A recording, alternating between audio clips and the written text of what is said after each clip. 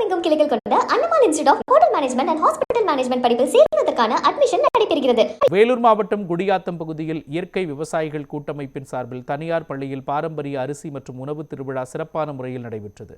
இத்திருவிழாவில் தமிழ்நாட்டின் பல்வேறு மாவட்டங்களில் இருந்து இயற்கை விவசாயிகள் தாங்கள் விளைவித்த விளைபொருட்களை விற்பனைக்காக கொண்டு வந்தனர். அதேபோல இயற்கையாக தயார் செய்யப்படும் நலங்கு மாவு சோப்பு, தேங்காய் எண்ணெய் சோப்பு உள்ளிட்ட பொருட்களையும் விற்பனைக்காக கொண்டு வந்திருந்தனர்.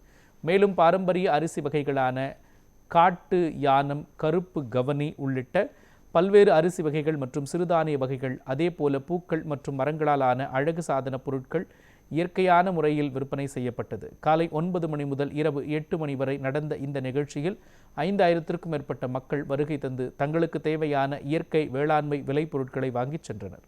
பாரம்பரிய அரிசி மற்றும் உணவு திருவிழாவுக்கு வந்திருக்கோம். நாங்கள் எதிர்பார்த்ததை விட இங்கே ரொம்பவே நல்லா இருக்குது. நம்ம சின்ன வயசுலேருந்தே இந்த டூத் பேஸ்ட்லாம் யூஸ் பண்ணும்போது இந்த பூமி உப்பாகும், கெமிக்கலாக ஆகும். அந்த மாதிரி இருக்கும்போது இந்த இடத்துக்கு வந்து நம்ம பூமியை பாதுகாக்கிறதுக்கான ஒரு வழிமுறைகளாக இங்கே வேதி பொருள் இல்லாமல் இங்கே நமக்கு நிறைய கிடச்சிருக்கு. இங்கே வந்து நம்ம இந்த அரிசியிலேருந்து இங்கே செடியிலேருந்து எல்லாமே வந்து ரொம்ப இயற்கையான முறையில் தயாரித்து நமக்கு வந்து இது கொடுத்துட்ருக்காங்க. அதே போல் இங்கே சோப்பு, ஸ்வீட்டு இந்த மாதிரி எல்லாமே வந்து ரொம்ப இயற்கையான முறையில் ஒவ்வொருத்தரும் இதை இது பண்ணிட்டு இருக்கறதுனால ரொம்ப நல்லா இருக்குது.